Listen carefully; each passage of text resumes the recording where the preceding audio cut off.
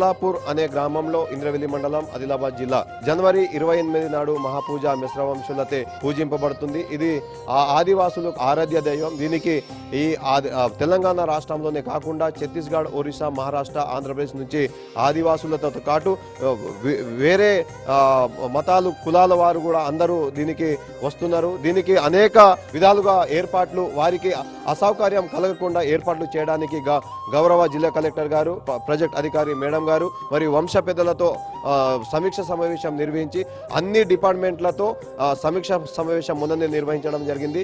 ఎటువంటి లోటుపాట్లు జరగకుండా గౌరవ ప్రభుత్వం కానీ గౌరవ ముఖ్యమంత్రి కానీ ఆదేశాలు ఇప్పటికే ఇచ్చి ఉన్నారు కాబట్టి వారి ఆదేశాల మేరకు ఎటువంటి లోటుపాట్లు కాకుండా ప్రభుత్వంతో పాటు మిశ్ర వంశులు కూడా అనేక ఏర్పాట్లు చేయడానికి కొన్ని రోడ్ల సౌకర్యం కానీ నీళ్ల సౌకర్యం అనేక ఇబ్బందులు ఉన్నాయి.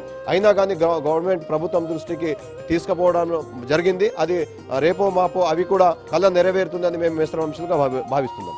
28 నాడు దాదాపు 1,00,000 మంది అయితే ఛత్తీస్గఢ్, మహారాష్ట్ర, ఒరిస్సా, ఆంధ్రప్రదేశ్, తెలంగాణ రాష్ట్రం నుంచి దాదాపు ఒకే రోజు 1,00,000 మంది భక్తులు రావచ్చనేసి మేము అంచనాలు వేసి అవిటికి అనుగుణంగానే ఏర్పాట్లు చేయడం అనేది జరిగింది.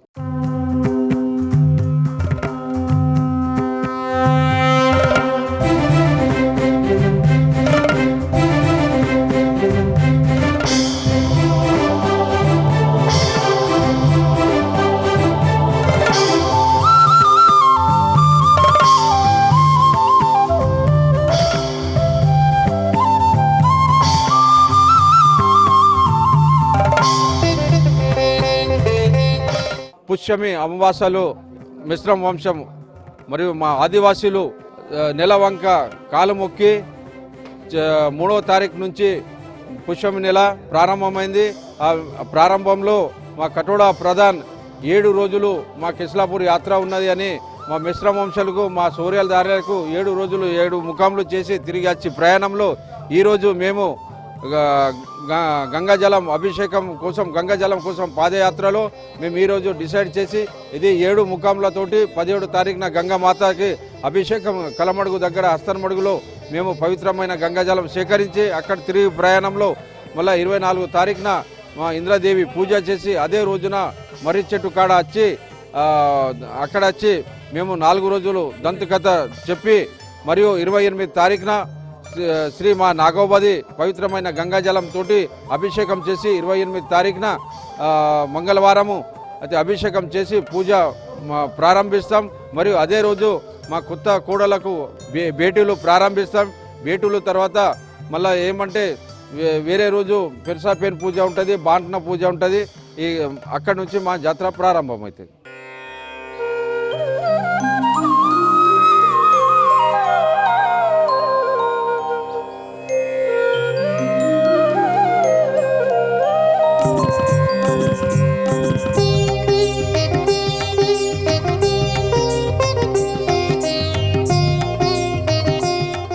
ముఖ్యంగా జరిగినటువంటి ఏదైతే రివ్యూ మీటింగ్ ఉందో గౌరవ జిల్లా కలెక్టర్ గారు మరియు గౌరవనీయుల ఐటీడీ పిఓ గారి ఆదేశాల మేరకు మొన్న జరిగినటువంటి ఏదైతే రివ్యూ మీటింగ్ ఉందో ఇక్కడ వచ్చినటువంటి భక్తులకు ఎలాంటి ఇబ్బంది కలగకుండా ముందు చర్య తీసుకోవాలనే ఉద్దేశంతో నేడు కాంగ్రెస్ ప్రభుత్వం ఏర్పాటు తర్వాత ఇక్కడ ఉన్నటువంటి ఖచ్చితంగా ఏవైతే సమస్యలు ఉన్నాయో ఖచ్చితంగా పరిష్కారం కావాలనే ఉద్దేశంతో ఇక్కడ ఉన్నటువంటి వచ్చేటువంటి భక్తులకి ఎలాంటి ఇబ్బంది కలగకుండా మరియు రోడ్డు సౌకర్యాలు కావచ్చు, నీటి సౌకర్యాలు కావచ్చు, మరి టాయిలెట్ బాత్రూమ్లు కావచ్చు, ఉన్నటువంటి సమస్యలు నిన్న నుంచి 6 కంప్లీట్ మొదలైనాయి. సో ఇంకా రాబోయే తేదీ అంటే 20 నాడు ఇంకా మరి ఒక సమావేశం ఉంటుంది. అందులో భాగంగా మన గౌరవ ఖానాపూర్ శాసనసభ్యులు రావడం జరుగుతుంది. మరి గౌరవ కలెక్టర్ మరియు ఐటీడీ పిఓ గారు రావడం కూడా జరుగుతుంది. ముఖ్యంగా జరగబోయే ఈ నెల పూజ 28 నాడు ఏదైతే నాగోబా దేవత ఉందో నాగోదేవత మహాపూజ కార్యక్రమం ఉంటుంది. ఆ తర్వాత 31 నాడు యొక్క నాగోబా దర్బార్ అనేది ఉంటుంది. ఆ తర్వాత కంటిన్యూగా మన రెగ్యులర్ ఏదైతే జత్ర ఉందో, ఏదైతే మన పూజ సంస్కృతి సంప్రదాయాలు ఉన్నాయో అవి కంటిన్యూగా మనకు జరుగుతూనే ఉంటాయి.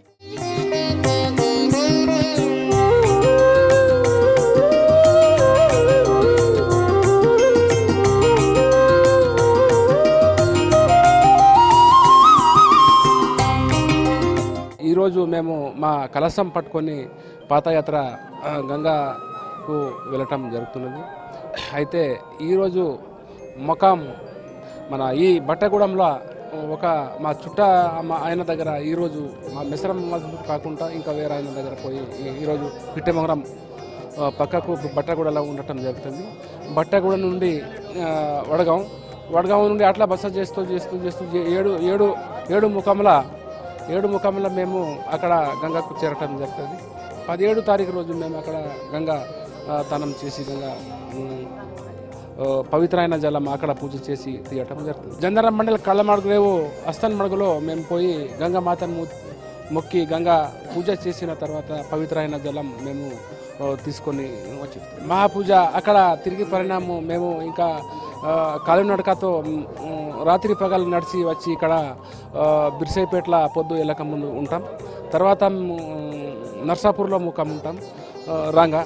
తర్వాత మళ్ళా దొండల మా కలసం అక్కడ ఉంచి మేము అక్కడ మళ్ళీ పోయి ఎడ్ల బండితో పాటు మేము మా సామాగ్రి శేష తయారు చేసి మేము ఇంద్రమ్మ దగ్గర వచ్చి ఇంద్రమ్మ పూజ చేసిన తర్వాత మహాపూజకు మళ్ళా అందరూ మా వంశ వాళ్ళు కాకుండా అందరే వచ్చి 28కి ఇక్కడ మహాపూజ ఈ సంవత్సరం అయితే పాయింట్ లేకుండా అన్ని తెల్ల వస్త్రదాంతో మేము సెల్ ఫోన్ కూడా లేకుండా ఇట్లా బాగా పవిత్రంగా పోవాలని మా వంశులు అందరు నిర్ణయం చేసిండు.